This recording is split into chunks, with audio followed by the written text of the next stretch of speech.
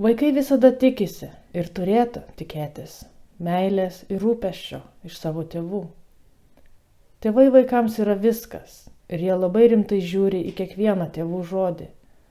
Kaip tėvai augina savo vaikus ir kaip jie elgiasi aplink juos, sudaro pamatus jų asmenybės ugdymuisi. Jei vaikų tėvai yra toksiški, tai žeidžia jų vaikystės patirtis, gali pabloginti psichinę sveikatą ir netgi priversti turėti minčių apie savižudybę. Taigi, pagalvokite ir labai atsargiai rinkite žodžius, kuriuos sakote savo vaikams. Toliau yra 10 dalykų, kuriuos savo vaikams sako toksiški tėvai. 1. Įžeidinėjančios pastabos apie išvaizdą. Pavyzdžiui, kaip tu bjauriai čia apsirengiai, esi per storas, kokią čia nesąmonę pasidarei su savo plaukais.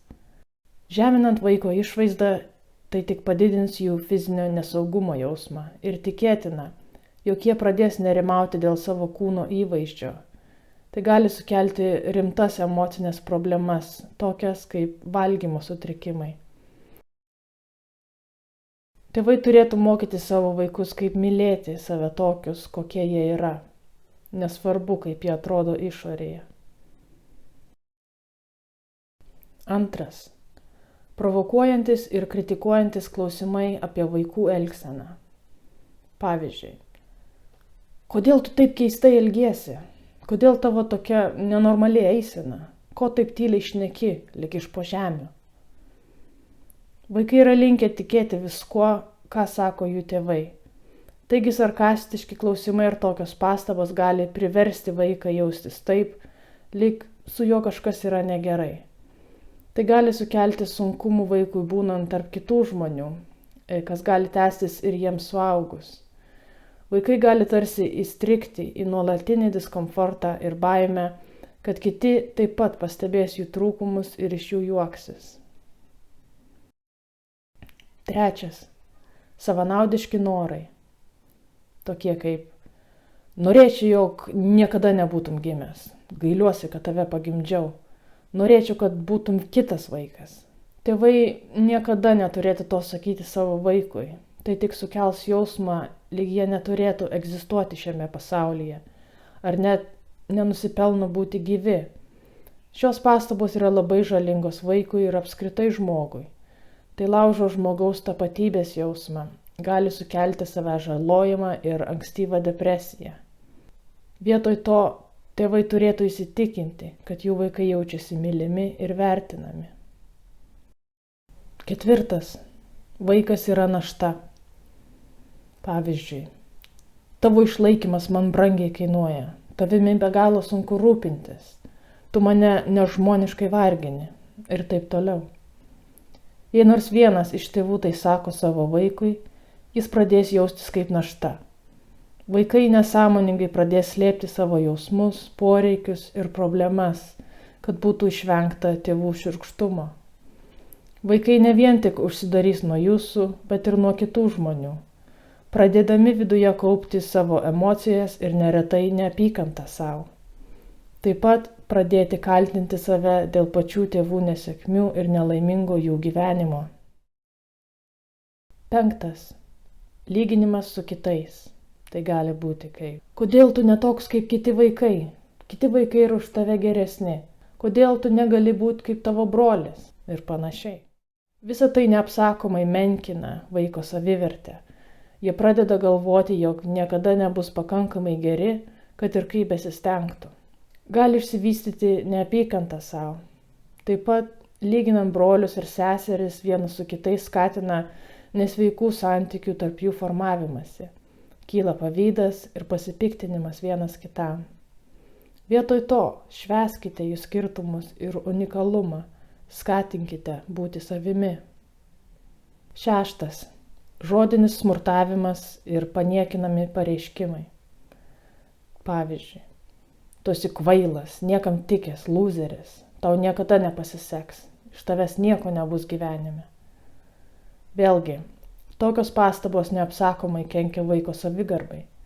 Nuolatinis rėkimas ant vaikų ir niekinamų žodžių vartojimas paveiks jo emocinę ir psichinę sveikatą. Jie gali tokius pat žodžius pradėti sakyti savo bendraamžiams. Be to, jei tarp pačių tėvų egzistuoja toksiški santykiai ir vaikai girdi tokias frazes, jie išmoks to paties. Jei išgirdote, kad jūsų vaikai vartoja tokią įžeidžiančią ir menkinančią kalbą, nedelsdami tai spręskite. Sužinokite, iš kur jie tai išmoko. Jei ne iš jūsų, tai iš kažkieno kito. 7. Grasinimai palikti. Pavyzdžiui, aš tave paliksiu, tu vieną rytą pabusi ir manęs neberasi.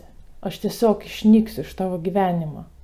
Tai tik sukels baimę ir apleidimo jausmo problemas ateityje. Susikurs jausmas, kad žmonės, kuriuos jie myli, juos apleis ir paliks, vien dėl to, kad jie yra tokie, kokie yra. Vaikui augant, šie įsitikinimai nesąmoningai pradės giliai šaknytis jų prote ir ateityje galės sunkiai pasitikėti kitais, nes bijos, kad juos paliks. 8. Tušti pažadai.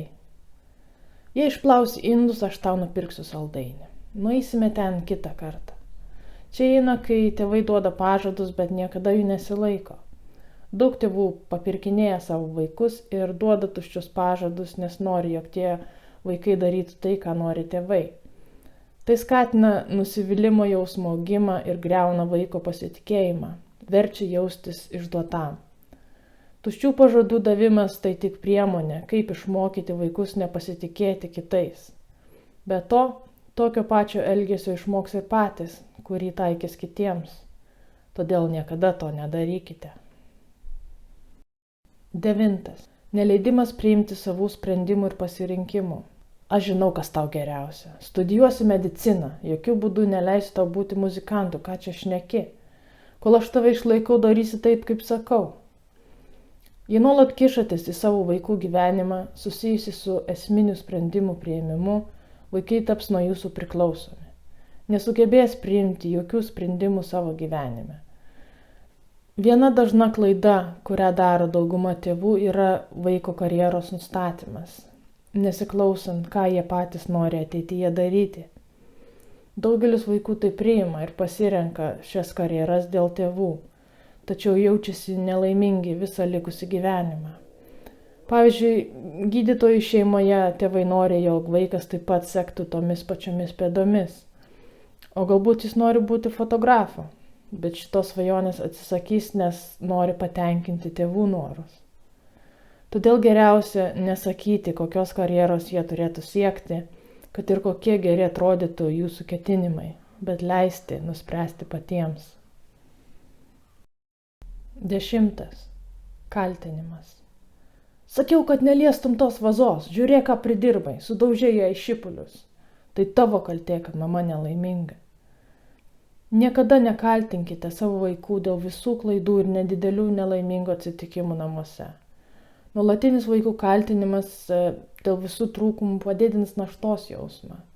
Sakydami tokias frazes kiekvieną kartą, kai bet kokie daiktai sugedo ar įvyko kokių nors nesėkmių, privers vaikus jaustis kaltais dėl kitų dalykų, kurių jie nepadarė. Kai vaikai yra nuolatos kaltinami dėl visko namuose, jie pradės daryti tą patį su savo bendraamžiais, taip perkeldami savo kaltės jausmą kitiems. Taip pat galite įvaryti baimę ir vaikai gali pradėti abejoti dėl bet kokios veiklos, gali pradėti jos vengti ar tapti pernelyg atsargus. Ar esate patyrę bent kurią iš šių piknaudžiavimo formų? Kaip dėl jų jaučiatės? O gal pažįstate žmonių, kurie tokius dalykus patiria ir galėtų gauti kažkiek naudos iš šito video? Prašau apsvarstyti galimybę pasidalinti šiuo vaizdo įrašu, kad patrauktumėte kitų dėmesį. Jei jums yra įdomios ir aktualios tokios problemos, temos, nepamirškite prenumeruoti mano kanalą. Ir kaip visada, ačiū labai, kad žiūrite. Iki kito karto.